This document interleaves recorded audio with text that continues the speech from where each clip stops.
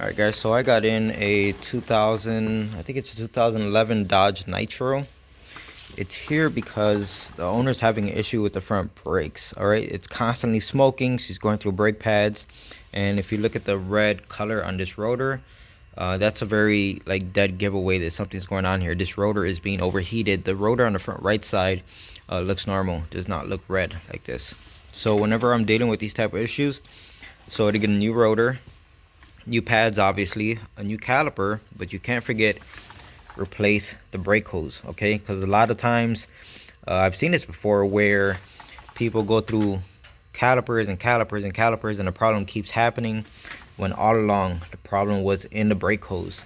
So whether it is the caliper or the brake hose, I like to just change them together as a set always when we're dealing with a sticking caliper like this.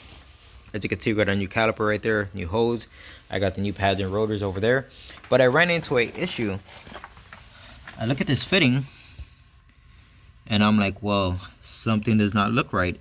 I don't see an actual fitting, you know, like a nut to grab onto with a wrench. What's going on here? After doing some research, apparently Dodge made this all one piece. So the hard line is actually molded into the rubber, as if these things don't go bad. This is the first time I've ever seen something like this. This has got to be one of the stupidest designs I've ever seen. And of course, it's on a Dodge. Chrysler garbage.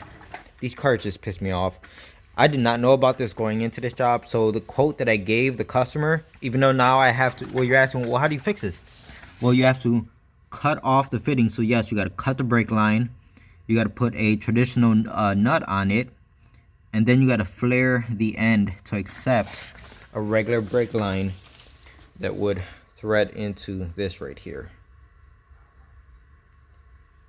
Okay, and the thing is, I know it's not focusing, but that's just a standard thread inside of there.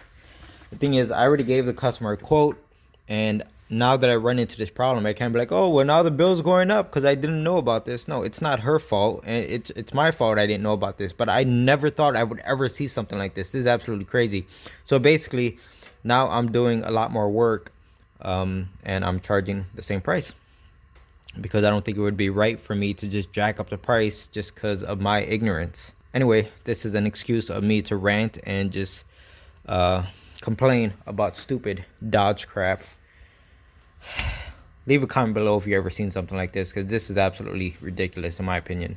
And I just noticed something. I guess this is why when you buy these brake hoses, they come with a fitting inside the packaging. I thought it was odd. I'm like, why are they including a fitting? This is why, because they already know what's going on here. And yes, I have the brake caliper hanging from the brake hose. I don't normally do that, but guys, keep in mind, all this stuff is trash. Caliper is getting replaced, the hose is getting replaced, and of course, I have to go ahead and cut this line and flare it. So it doesn't really matter that it's hanging. All right, guys, so here's where I'm at. As you can see, I got my flaring tool on here. Make sure you put the fitting on 100%, and it's the correct way. So if we look inside of there, hopefully it'll zoom in close enough. I've already completed the flare, and as you can see, I have a inverted flare because that's what the brand new brake hose needs. So let me go ahead and wrap this up real fast because we got brake fluid dripping and it's got a mess all over my tools. And once I get the leak stopped, I'll show you guys a little bit more of what I did. Alright, so I'm just about done with the front left side. Thankfully, the front right side is only getting pads or rotors because there was no issue with the caliper sticking. As you can see, everything is all bolted up. I even got the ABS harness back mounted onto the hose where it belongs. New pads are installed, new rotor of course. I went ahead and checked all of my connections, and I even bled the caliper on this side. Pedal feels good, but just because we were leaking so much brake fluid, I'm gonna go ahead and bleed the front right side also, just for the sake of it. But so what did I do here? So this is the line, or the end of the line, where it goes into the brake hose where it's molded. You can see how flush I cut that line, and the way I did that was using a air saw or a body saw, whatever you want to call it, one of these, and I was able to cut that line as flush as I can because guys, they don't give you much brake line to work here. If you cut any higher than that, even like a 1/4 inch higher than that, you're pretty much screwed. So I cut right there, right where I showed you, and then I came with my pipe or tubing cutter, and I got really close to the edge. I mean, the most like tiniest amount that I could take off. And the reason why I did that is because using the air or body saw, it doesn't leave a nice end on the actual tubing to make a proper flare. So that's where this tool comes into play, and it leaves a proper end on it to make sure you get a really good flare out of it. I just didn't want to take that chance, so I took the tiniest amount off, and I can't even find the piece that I cut off. I thought I had it here somewhere on the ground, but I just don't see it. Anyway, so I use this to take a very minor amount off. And this like rubberized coating, guys, you got to figure out a way to get that stuff off, whether you burn it off, grind it off, or whatever. Just find a way to get it off, because when you go to put the fitting on, you got to get the fitting up high enough in order to clear your tool when you're going to make that flare, if that makes any sense. And you can see now this end has a proper fitting like a normal car, like the other 99.9% of cars on the road. This is absolutely crazy. So you just go ahead and put your connection on your caliper, of course, new crush washers and all that good stuff. One thing to keep an eye out for is, since you're technically shortening the brake line, you can see how it comes through this little hole right here, right? And for some reason they ran a body harness right underneath it. How stupid. I mean, what a stupid design, right? Anyway, I noticed that after tightening down the fitting down here, that the brake line, the hard brake line, was actually touching the body up here. You can see this like rough edge, or just sharp edge, I guess. So that line was actually touching. So you got to make sure you go ahead and manipulate the brake line and raise it up just a hair so that it's not touching the body, because if you were to leave that like that, that's going to rub through, and the owner of the car is going to lose their brakes at some point. So you got to be aware of little tiny things like that. So everything's looking really good on this side. And if we look right here on the floor, this is the sign of panicking. No, not really. I just tend to be messy like this when I'm working. But you know, you should not need all this type of crap to change the brake hose. You get what I'm saying? It's just stupid. There's one more thing I almost forgot to tell you guys. So of course, that's a steel brake line that you just took all the rubberized coating off of, and it is prone to rotting away. So you want to make sure you protect it, do whatever, or spray whatever you want to on this thing. Just make sure you do something. I like to use a CRC corrosion inhibitor. Works really well. It's gonna stick, it's not gonna wash off, and just give it a really heavy douching, and this line should not rust away. So use whatever method you want, and don't mind that I'm getting it on the body of the car. It's actually good for the car. So just make sure you go full 360 and get a real heavy coating on this thing.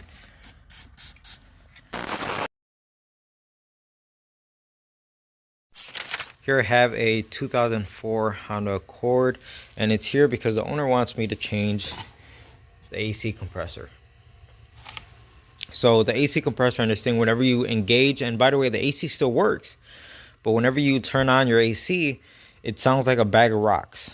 And it's clear as day that it's coming from the AC compressor. So the owner's like, yep, let's just go ahead and change it. All I did was pull off the wheel, pull off the little splash shield that goes right here, and the first thing I'm noticing is this right here. You can see this line is actually hitting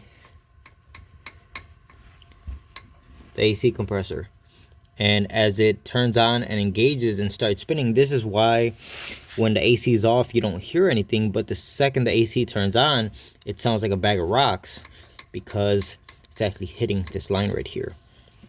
So if I were a dishonest person, I would just go ahead and change the compressor and fix the line, make sure it's not touching, and just be like, yep, go ahead, pay me, car's all fixed, it needed a compressor. But no guys, this thing does not need a compressor. It just needs that line rearranged where it actually belongs, or whatever needs to be done to get that line in its proper place. This thing does not need an AC compressor, especially a no-name brand that came from Amazon. I'd rather stay with the original Honda AC compressor. Unfortunately, the Freon was already drained out of the system. So you're out of pocket with that. You know what I'm saying? I would have liked to test it and verify that yes, in fact, every time this compressor turns on, it's touching this line. But I can no longer verify that because the system has been drained. So the AC compressor clutch is not going to engage. All right, so I talked to the owner and he said, yeah, if you really think it doesn't need it, then we're not going to change it. It saves him a bunch of money. So that's what we're going to do. And I want to find a way to test the system, even though there's no more Freon. And yes, you can see my gauge connected to the low side, but that's just me confirming that it was empty. So what I did was I pulled out the relay for the AC compressor clutch and I put in my little switch so I could actually toggle it on and off. Even though there's no Freon in the system, it still lets me activate that clutch. So the line is not touching right now, okay? I moved it enough to the side where it just isn't making contact, even though it looks like it's really close. Let me get you guys a shot of this.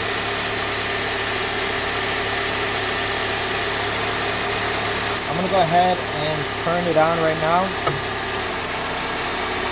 Off. On. Off and back on again. I don't want to run it for too long since there's no Freon in the system. There was no noise. There was no sound of like a box of rocks or nothing. It just goes to prove that there's nothing wrong internally with the compressor. It really was that line, the power steering line, touching the compressor. Well, if you look at the power steering line, you can see it's in its retainer clip right here. But back there, you see the retainer clip? That's where the line should be sitting in. So I'm going to go ahead and try to get this fixed and put the line right back where it belongs. And that has got to be one of the easiest fixes of the day. So you can see that line is right back where it belongs. I have no idea why it popped out. I don't know if someone was in here or if it just popped out all by itself. I don't know the answer to that. But as you can see, it's back where it belongs and it's miles away from the AC compressor. All right, so got the key on. Let's push the switch. And this window still moves.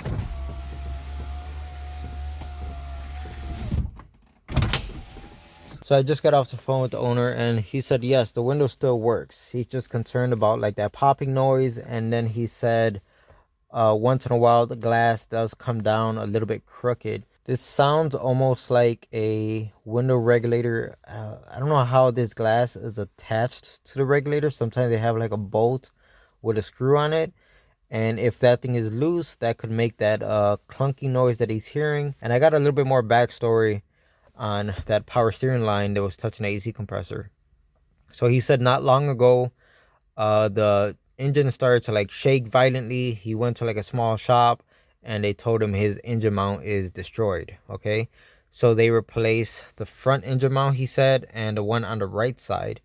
And that power steering line actually runs alongside that engine mount. So I could see how they had to move the line over to the side, or even if they just kind of nudged it a little bit, maybe it was enough to like knock it out of its bracket.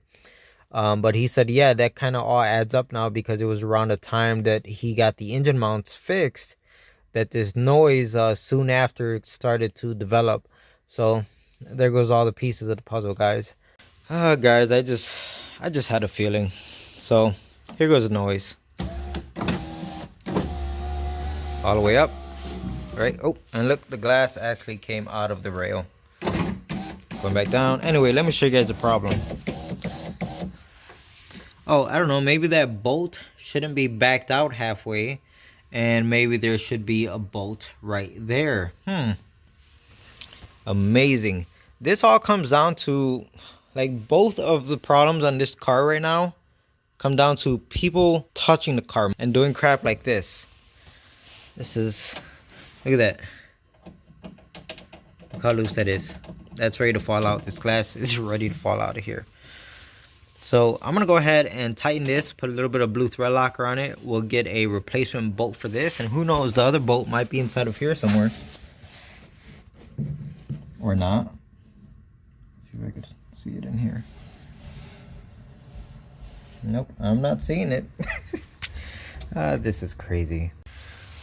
Alright, so I put some blue thread locker on that bolt and I torqued it down, and I found a bolt for this side. Yes, a little rusty, but I cleaned up the threads and it works just fine. And again, a little bit of blue thread locker. So we got the key on. Let's go ahead and put the window up. Notice it's going up without falling off of the tracks, and let's go down. And no more popping noise. All the way down, no issues at all. Alright, so it looks like he bought an AC compressor and a window regulator for nothing. I'm so glad both of these repairs turned out to be super easy, barely an inconvenience, because guys, I'm not feeling it today. I don't know, you know those days where you just don't want to be working, you know what I'm saying? You don't want to be at work. You don't, it doesn't matter what car it is, it just looking at it pisses you off. That's how I feel today. I don't want to be in this garage. I really don't. And just, I was dealing with a car, a Dodge, doing some brake lines on it, and it just really pushed my buttons. So I was done with today after that. Yeah, so this guy spent a few $100s in parts he didn't need. Perfect example of why it's important to have someone look at your car before just going out and buying parts. Big old waste of money. Anyway, that's it for this car.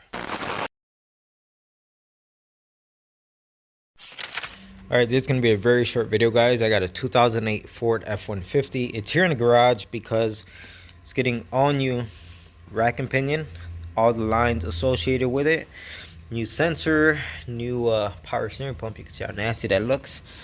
It also got new idler pulleys because the bearings on them were shot and they were just full of corrosion. You can see there's one and another one back there. It's also getting a front right valve cover, but I haven't done that yet. So everything else with the power steering and the rack and pinion is done. As you can see, all new parts, right? Everything looks great.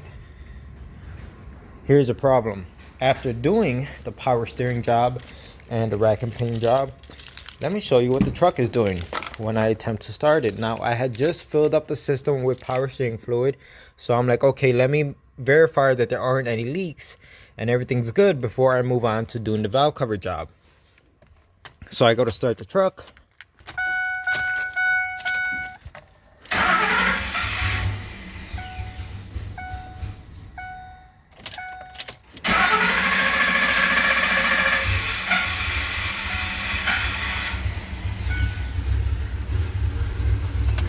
As you can see, the truck doesn't really want to start, doesn't want to idle, doesn't want to do anything, right? Running like crap.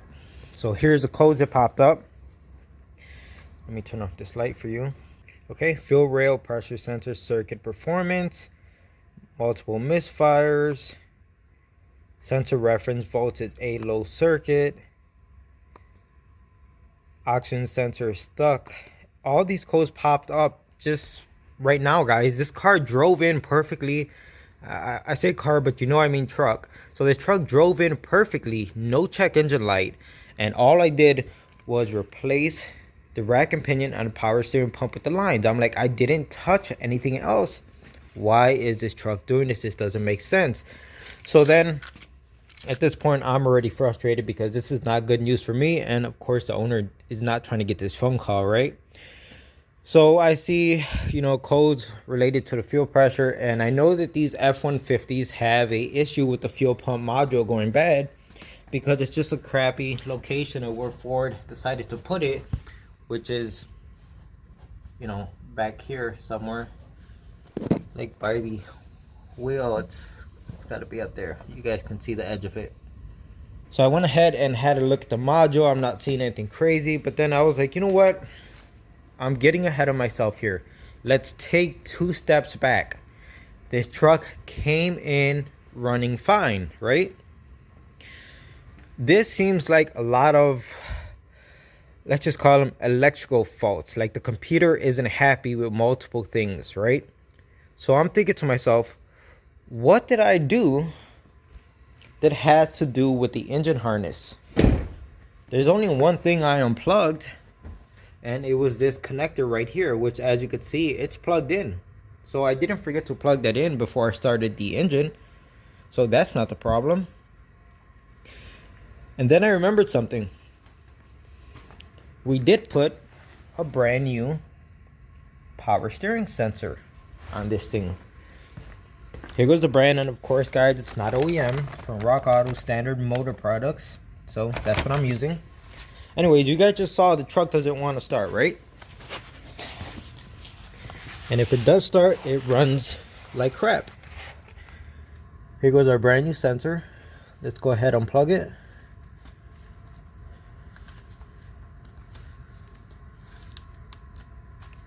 Okay, it's unplugged. Let's leave it like that.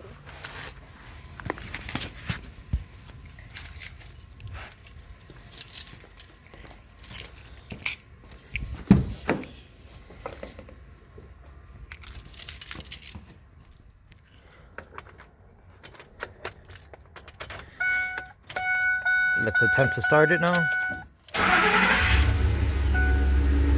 Would you look at that? Runs perfectly, no problems at all with the power steering sensor unplugged. Guys, we have a bad power steering sensor right out the box, and it's pulling down the system. This is absolutely crazy. You know what? I'm so glad that I didn't go down that rabbit hole of like, oh, this must be bad. This must have gone bad. You know, start calling the owner. Hey, it needs this now. I need the fuel pump module. Or it needs the fuel pressure sensor. And this is why I had to step back and just look at the overall picture. Is if the truck was running before what you did, that means something that you did isn't right. And I'm like the only electrical connector that's tied into this entire job was this sensor. So sure enough, when I unplugged it, truck went right back to acting normal again. That's my thought process. That's the whole point of this video, guys. If you ever come across something like this, don't just start throwing parts at cars. Just step back, relax, and think about what you just did, and think about if the truck came in or the car came in running fine, it had to have been something you did. And this is unfortunate because that's the second sensor I've had bad from Rock Auto. Like 2 weeks ago, a Dodge Stratus, I bought an NTK, and generally NTKs are pretty good sensors. You know, they're a reputable brand, and I've never had an issue with them all these years. But like 2 weeks ago, a Dodge Stratus, I bought an NTK crankshaft sensor. As soon as I popped it in the car ran horribly. Went back to an original sensor. Car went right back to riding and driving like normal. So yeah, that's 2 different sensors within a month that I've gotten burned with. And trust me guys, I'm an advocate for OEM sensors. The problem is they're not that easy to get sometimes, or they're just expensive, or they're out of the customer's budget. So what I'm going to do, when I got a metal splinter in my finger somewhere. Anyway, I'm going to go ahead and remove this sensor because this one was working just fine when all of this nastiness was on the car. You can see how bad this thing is. And the valve cover literally has a hole in it because I think they're made out of aluminum on this truck. And it has a hole right through the valve cover, so that's why it's getting a valve cover. Let me go ahead and swap over the sensors. Okay, there we have it. As you can see, the original sensor has been reinstalled and it's plugged in. I did end up using the brand new O-ring that came with the new sensor, so at least we got that out of it, right? Anyway, as you can see, it is plugged in. Let's see if it starts.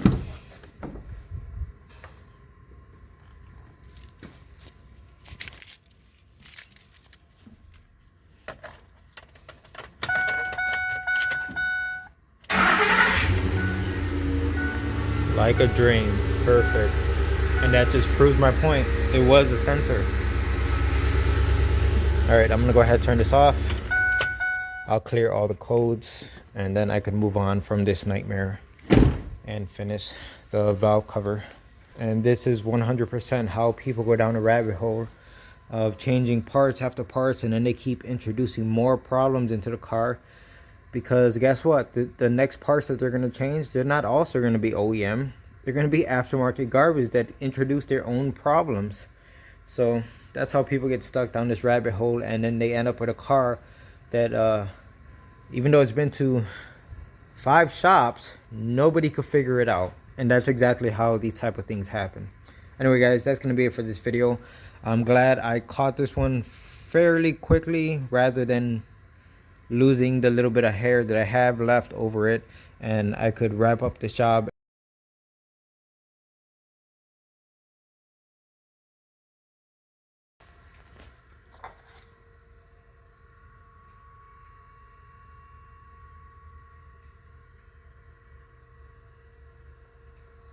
Just want to show you guys my quick DIY wheel alignment. This type of work I do on people's cars whenever I do like steering work. As you can see, I have like a square tubing going across the wheel, and I just have it zip tied. Now I do different things depending on the car. Like this truck, I could get away with putting zip ties inside the spokes of the rim in order to hold my bar here against the tire.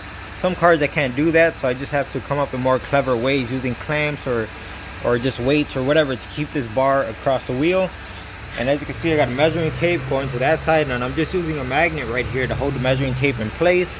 And I have another measuring tape on this side again with another magnet to hold it down. You can use clamps right here if you wanted to. I'm just using what I have. And then you come on this side and you find a fixed point on the tire. So like if I'm gonna go ahead and choose this corner right here, all right, so it's kind of hard to see, but let's just say 76.5, right at the corner of the tire right there. And if we come over here, well guys, I know this thing's way out of alignment. I'm just trying to give you guys a quick show. So I'm gonna try to use the same exact corner of tread, and you can see we are way off. So the front of the tire is at 76.5, which is way back here, but the back of this tire is at 78.5. So now I know that since the tie rods are in front of the wheel, I have to extend the tie rod, which is going to bring this end out and this end back. I hope all that makes sense. And of course guys, this is not a wheel alignment, okay? This is just enough to get the owner out of the garage and the car is driving halfway decent, and it's not going to eat up their tires immediately. You get what I'm saying? The car still has to go in, or the truck still has to go in for a proper wheel alignment. Oh, another thing I want to point out is I actually went to like my local Menards and picked up both of these cheap measuring tapes. When you're doing something like this, make sure you pick up two of the same exact types. So I bought these two specifically for doing DIY wheel alignments, and that's why they are the same exact tape measure.